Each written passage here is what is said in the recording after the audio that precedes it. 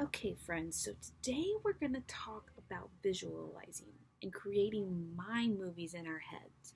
Because I know visualizing is kind of a big word. So we'll think of it as creating pictures and movies in our minds. So, when you guys read, do you look at the pictures in the books a lot? You do. Do they normally go with the sentences and the words and ideas that are being written in the books? They do, right? Those pictures are to help us understand what the author is trying to say. Now, if I were to read you a story or a short sentence, would you be able to think of an image or a picture in your head that goes with that sentence? If you are, you're using the term visualizing. You're thinking of an image that goes with the words with what I'm saying. Now, today, class, we're going to read this book. Have any of you guys read this book, The View at the Zoo? Okay, good. So, this book doesn't really have a lot of words, and it's kind of for a younger age, but I chose it because I want you guys to pay attention to the pictures that the illustrator drew. Now, what's an illustrator? Right, it's a person that draws the pictures in a book. And I want you to pay attention to how short the sentences are that the author wrote. Now, what's an author? Right, they write the books. So let's begin. The View at the Zoo. And I really want you guys to pay attention to the pictures in this book. Rise and shine. Attention, please. Monkeys, get down from those trees. Now, if I were to say monkeys are in trees, would you think that monkeys would be hanging in trees or that they'd be walking on the ground? Right, you'd think of them in the trees. And look at this. All the monkeys are in the trees. The illustrator does a great job of putting those words into an image and making us visualize what he or she is thinking. Wake your cubs up, Mrs. Bear. Mr. Lion, comb that hair. Look at how he makes the lion's hair all twisty and turny and huge because he's putting those sentences into an image. He's doing a great job of visualizing. Elephant, please wipe your nose. Pink flamingos on your toes. All giraffes, please stand up straight. That's more like it. You look great. Look at what do these giraffes look like? Do they look like they're straight? Where are the straight ones at? Right, over here. Because when you read those words, you thought of someone standing up straight. Good job. All is ready. Come on in. Let the day of fun begin. My, what silly things they do. All these creatures at the zoo. Now, if someone says all these creatures, are you going to think of one animal or multiple animals? Right. So this illustrator did a great job of visualizing what the author was saying and put a bunch of animals around this picture. He did a great job of that. Walking on all kinds of feet, dancing to an inner beat. Babies riding on their backs, on their bellies, snug in sacks. Hear the silly sounds they speak as they howl and squeak and shriek. How they eat, they never stop. That one looks, it's about to pop.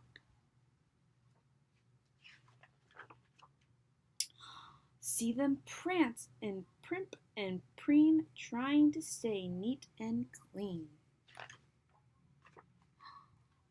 Some of them are quite a fright. Watch your fingers, they might bite.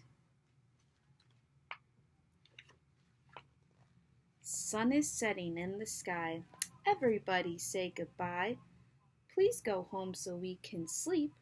Time for us to count our sheep. They're leaving, off they go. They all put on quite a show. What a hoot!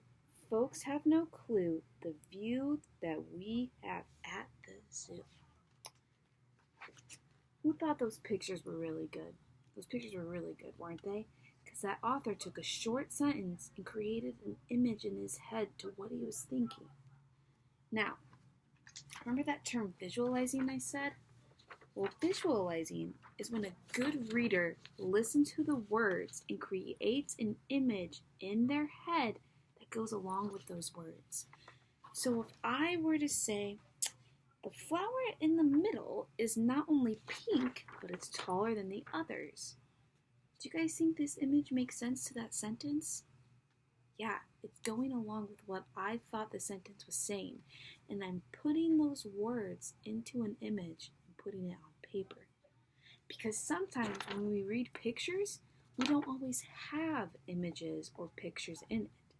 And if we think of an image in our head, it helps us better understand the idea of what the author is saying. So if I were to say, that girl with the red hair is walking over close to the bridge, she's about to fall, I would be able to think of an image in my head about what's happening in the story, and it would get me excited for what's about to happen next. Because is she going to fall, or is she going to be okay? When we think of images in our head, it helps us really understand what the story is saying. So I'm going to demonstrate this. Say I said that girl with the long hair has an ice cream cone melting in her hand.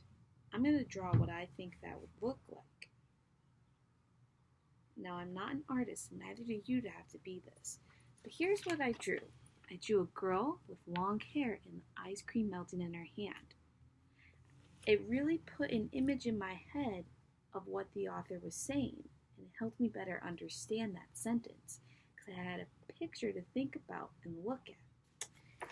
Now I'm going to read you guys a sentence, and I want you to draw an image about what pops in your head. On Easter, my friends and I went hunting for eggs. Sally's basket was full of eggs. Now, on Easter, we went hunting for eggs.